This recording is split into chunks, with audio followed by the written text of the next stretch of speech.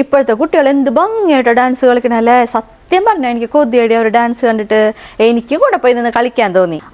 പിന്നെന്ത് വേണം, അപ്പൊ ഡാൻസ് കളിക്കായിരുന്നില്ലേ? അതന്നെ നമ്മുടെ ബന്ധുക്കളൊക്കെ അല്ലേ. എനിക്കത് കാരണം നാണക്കേടായി. അവരെന്ത് വിചാരിക്കും? അതൊക്കെ പോട്ടെ, കല്യാണത്തിന് നമ്മുടെ പാലക്കമാല തന്നെയല്ലേ ഇട്ടത്? അല്ല, നിന്റെ ഫോട്ടോസ് ഒന്നും ഞാൻ കണ്ടില്ലല്ലോ. ഫോട്ടോ ഞാൻ സെൻഡ് ചെയ്തില്ല അല്ലേ? ഞാൻ സെൻഡ് ചെയ്യാട്ടാ. ഇല്ലടി, നെക്ലേസ് ഒന്നും ഇട്ടില്ല. എനിക്ക് അങ്ങനെ ചമ്മല്. ആൾക്കാർ കണ്ട എന്ത് വിചാരിക്കും? ഞാൻ ഭയങ്കര ഓവറാന്ന് വിചാരിക്കില്ലേ? സംഭവം എനിക്ക് ഭയങ്കര ആഗ്രഹം ഉണ്ടായിരുന്നു. നാട്ടുകാരെന്ത് വിചാരിക്കാൻ? നാട്ടുകാർക്ക് വേറെ പണിയൊന്നുമില്ലേ? നിന്നെ വിചാരിച്ചോണ്ടിരിക്കല പണി. അല്ല, നീ നാളെയല്ലേ ടൂർ പോണത്? അതിനുള്ള ഡ്രസ്സൊക്കെ എടുത്ത് വെച്ചാ? പിന്നെ അതൊക്കെ സെറ്റ് ചെയ്യാണ്ട് പിന്നെ എന്തായി നിന്റെ ബെർമൂഡ? ഈ പ്രായത്തിൽ ആരെങ്കിലും ബെർമൂഡൊക്കെ ഇടോ? ആൾക്കാർ കണ്ട എന്താ വിചാരിക്കുക? എനിക്ക് ചിരി വരിക അതിന്റെ ഒരു കാര്യം കണ്ടിട്ട്. ഈ തടിയും വെച്ചിട്ട് നല്ല ഭംഗി ഉണ്ടാവും കാണാൻ. നിനക്ക് നാട്ടുകാരെ പേടിയുണ്ടെന്ന് വിചാരിച്ചിട്ടേ അവരെന്ത് വിചാരിക്കും ഇവരെന്ത് വിചാരിക്കും എന്ന് ആലോചിച്ച് നടക്കലല്ല എന്റെ പണി. ഞാൻ ബെർമൂഡിട്ട് നടന്നുകൊണ്ട് ഈ നാട്ടില് പ്രളയമൊന്നും വരാൻ പോണില്ലല്ലോ. എന്റെ കാശ്, എന്റെ ശരീരം, എന്റെ ബെർമൂഡ. ഈ ഭൂമിയിൽ നാട്ടുകാർ ഫുൾ ടൈം എന്നെ നോക്കിക്കൊണ്ടിരിക്കുക.